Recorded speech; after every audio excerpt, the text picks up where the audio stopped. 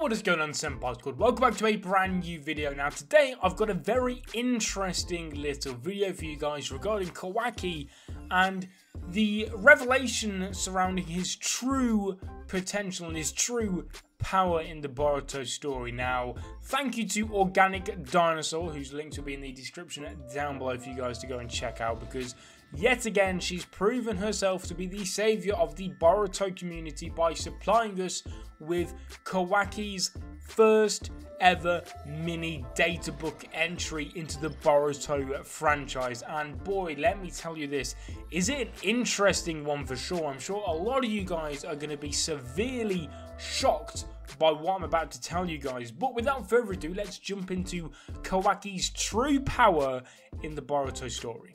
So then, as we can see from Organic Dinosaur's tweets here, honestly, Kawaki's mini databook entry is quite shocking. His base stats are quite lower than expected, significantly lower in most cases when compared to the new generation of Team 7. So that is extremely interesting how Kawaki, who from what we've seen seems to be of so much more capability and power when compared to the likes of Sarada, Mitsuki, and potentially even Boruto as well. So to see something like this is quite shocking. His base chakra rating is 30, which is incredibly low. That is so low. We know that Kawaki's chakra control is not the best after his conversation with Naruto, and that is proven to the point where Kawaki doesn't even really know what chakra is at all, so I can kind of let it slide. He is not trained in the art of chakra at all,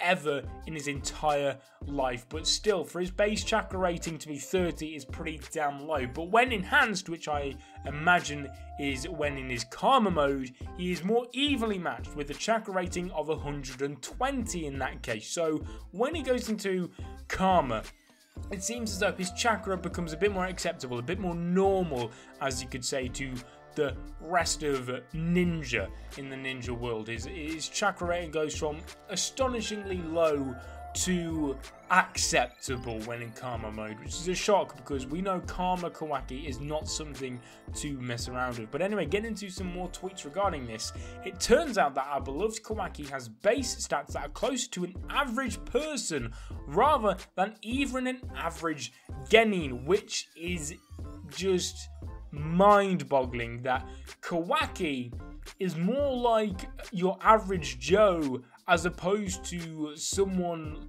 like just an average genin. So technically, and now I know this comparison is lacking a lot of context and all this, but a base normal Kawaki is weaker or less gifted than that someone of like a Sumire or someone like a Sumire. So that's incredibly interesting to see, but he does have an abnormally high intelligence, but even then Mitsuki and Sarada outclass him in that aspect, which brings me to wonder why Kara brought him. Incredible point made up there. When you see these stats, the fact that his chakra control is hardly anything special. In fact, it could not be further away from that if it possibly tried. His average base stats, they're nothing special either. It's just like any average kid. His intelligence may be high, but you know, you got people like Mitsuki and Sarada, so it's not like his intelligence is incredibly rare. There's other genin out there with the same type of intelligence or not more intelligence.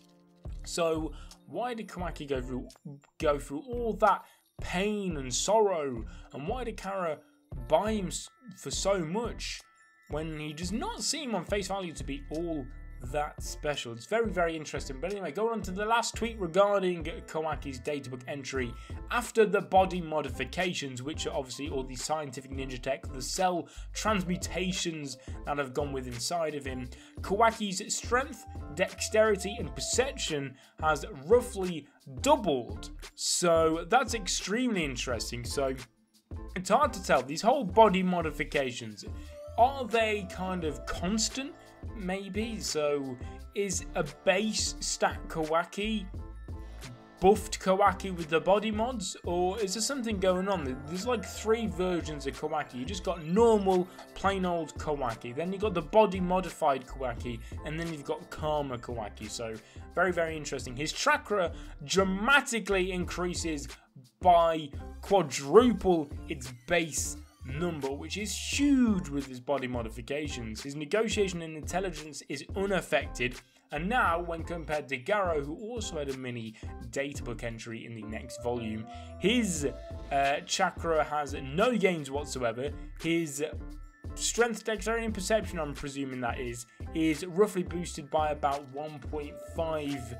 And the puppets are average Genin comparatively. Now that is shocking, because those Genin, they must be strong damn Genin if that's how strong those puppets are meant to be, because those puppets put in work against Team 7. So it's handy to know. We get a bit of more of an insight onto what Kawaki's capable of, and if anything, this shows us that he's not capable of much, which is the big shock that I just can't quite get my head around. And then we also got a slight insight into Garo, and another very helpful one of those puppets that we saw right at the beginning of the OW arc. It's nice to kind of get an idea of how powerful they really are, which, like I said, did shock me, because they seem a lot more powerful than your average Genin. I mean, Team 7 is mainly full of Genins, and yet they struggled, so there's some damn good Genin. But guys, thank you so much for watching. Leave a like on the video if you enjoyed. Subscribe if you're not already to become a member of the Senpai Squad.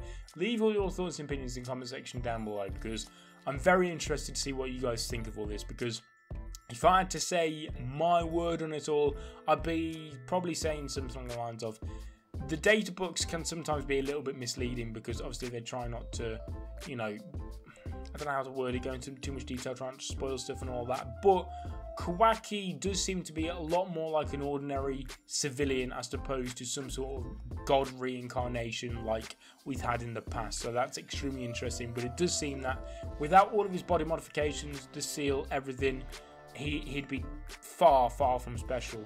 But saying that, Karo went through a lot of hassle to buy him and try and get him back, so saying that, there has to be something special about him, which, if anything, this data book has just made me so much more interesting, eager to learn more about Kawaki and his past and his potential and all of that. So guys, I am so hyped now for seeing more of the Kawaki arc. It's going to be so, so good. But I'll see you guys in another video. But until then, peace.